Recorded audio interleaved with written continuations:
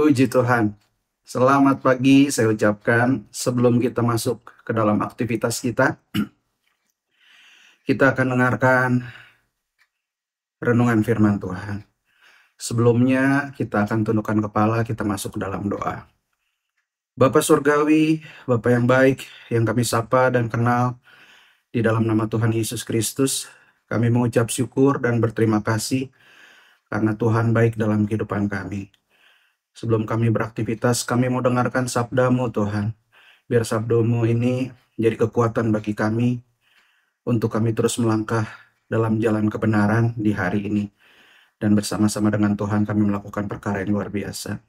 Mengucap syukur untuk semuanya, urapi kami, agar kami memiliki telinga seorang murid dan tanah hati yang subur untuk ditaburi oleh kebenaran firman-Mu. Hamba-Mu juga, urapi hamba-Mu, agar apa yang menjadi isi hati Allah, Hamba-Mu sampaikan lewat renungan pada pagi hari ini. Mengucap syukur, kami siap di dalam nama Tuhan Yesus Kristus. Haleluya. Yang percaya katakan, amin. Puji Tuhan. Saya hari ini mendapat judul dari renungan adalah Yesus Perantara. Kita buka Alkitab kita di dalam Ibrani 1 ayat 1 dan 2. Saya akan bacakan. Setelah pada zaman dahulu Allah berulang kali dalam berbagai cara berbicara kepada nenek moyang kita dengan perantaraan nabi-nabi. Maka pada zaman akhir ini, Ia telah berbicara kepada kita dengan perantaraan anaknya yang telah ditetapkan sebagai yang berhak menerima segala yang ada.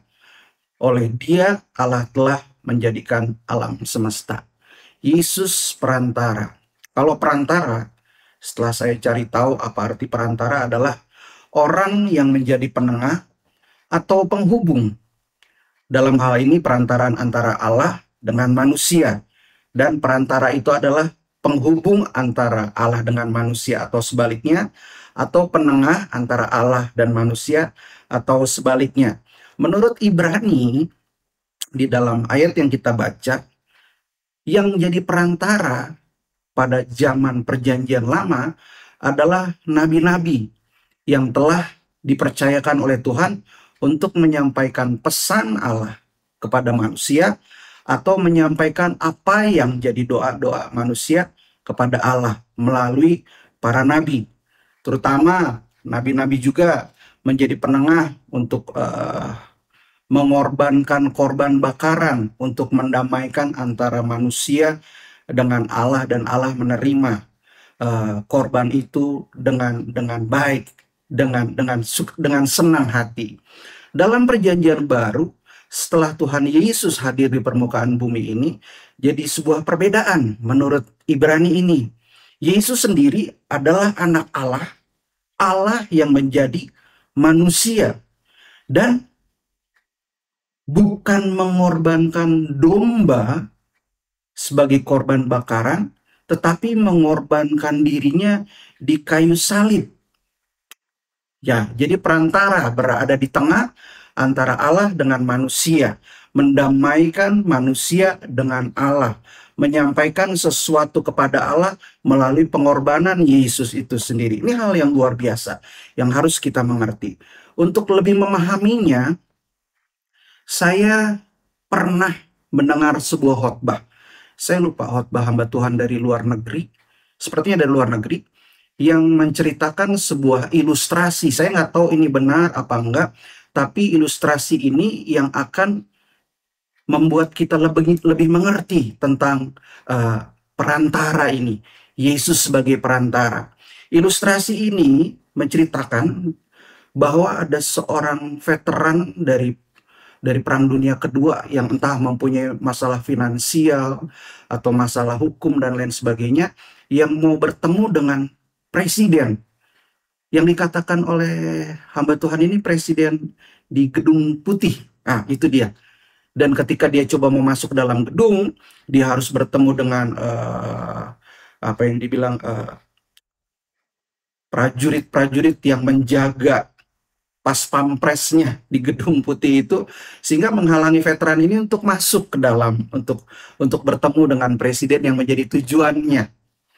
Yang menarik, ada seorang anak kecil yang naik sepeda bermain-main di luar pagar, dan tiba-tiba dia samperin itu prajurit veteran yang sedang terduduk dengan sedih, dengan putus harapan bahwa dia nggak bisa ketemu presiden untuk menyampaikan permasalahannya.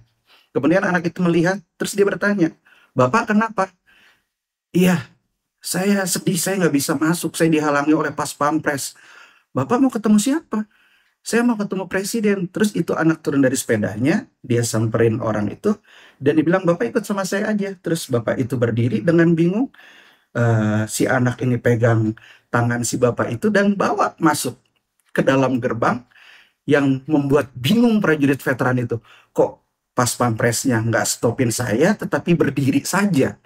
Dia bawa masuk ke dalam, masuk ke gedung putih itu, dan dibilang semua orang yang ada di situ nggak ganggu dirinya dan tidak halangi dirinya, sementara dia berjalan dengan digandeng seorang anak kecil ini. Begitu dia masuk ke dalam gedung, dia nggak sampai di gedung saja, dia dibawa sampai ke tempat presiden itu, ruang oval. Dia masuk situ sampai nggak ada yang halangin. Dia sampai bingung, siapa anak ini? Kenapa bisa masuk begini? Saya nggak ada yang nggak dihalang-halangi.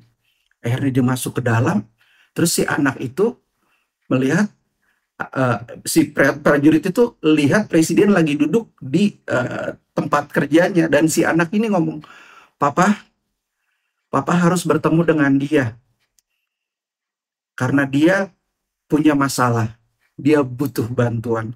Saya bilang, wah, ini kalau benar terjadi atau tidak terjadi, sebuah ilustrasi yang menarik, yang menunjukkan bahwa ini anak menjadi perantara dari seorang prajurit veteran untuk bertemu dengan presiden.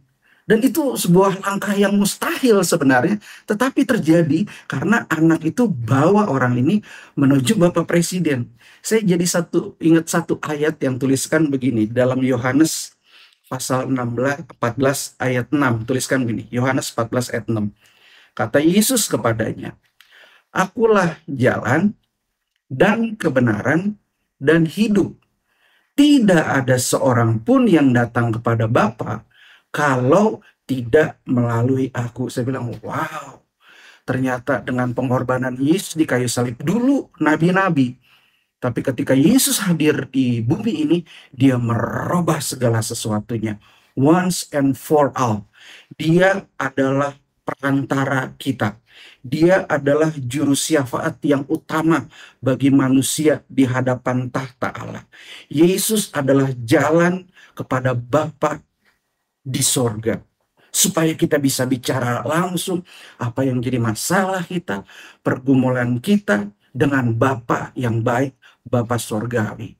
Wah, saya bilang, kalau kita sebagai anak Tuhan sadar akan hal ini, kita beruntung. Wah, bukan beruntung lagi ya, bahasanya lebih dari beruntung, karena kita terima itu dengan gratis untuk datang ke hadirat Bapa di sorga. So, jangan buang kesempatan ini pada hari ini. Saya tidak tahu apa yang jadi pergumulan Bapak, Ibu, saudara-saudara yang mendengarkan renungan pada pagi hari ini. Atau mau berangkat kerja, atau dengan aktivitas, udah ada beban di pikiran dan di hati.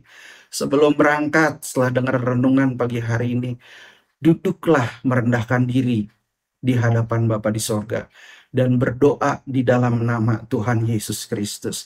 Dia adalah jalan satu-satunya kita, juru syafaat kita, yang menyampaikan keluh kesah apa yang kita alami, apa yang kita hadapi permasalahan kepada Bapa di sorga. Dia yang bawa kita.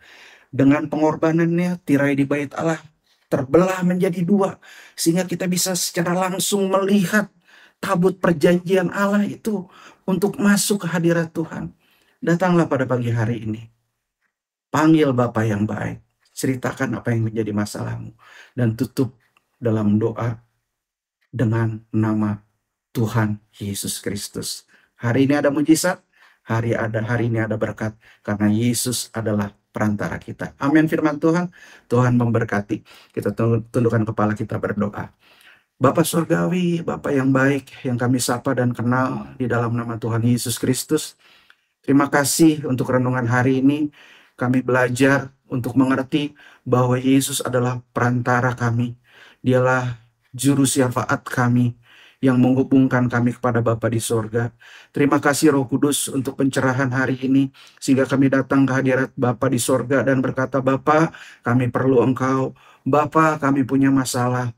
Dan Tuhan, biarlah Engkau selalu menolong kehidupan umat-umat Tuhan yang hari ini datang merendahkan diri di hadapan-Mu. Meteraikan firman-Mu dalam hati kami, dan aktivitas kami sepanjang hari ini kami serahkan ke dalam tangan Tuhan. Jaga dan lindungi, tolong kami. Jadikan kami bukan ekor, tetapi jadi kepala dalam aktivitas kami, baik dalam pekerjaan kami, dalam sekolah, maupun kuliah kami. Terima kasih Tuhan, bungkus kami dengan kuasa darah-Mu. Mengucap syukur, ini menjadi doa sembahyang kami alaskan di dalam nama Tuhan Yesus Kristus. Haleluya. Yang percaya katakan, amin. Tuhan Yesus memberkati. Selamat beraktivitas.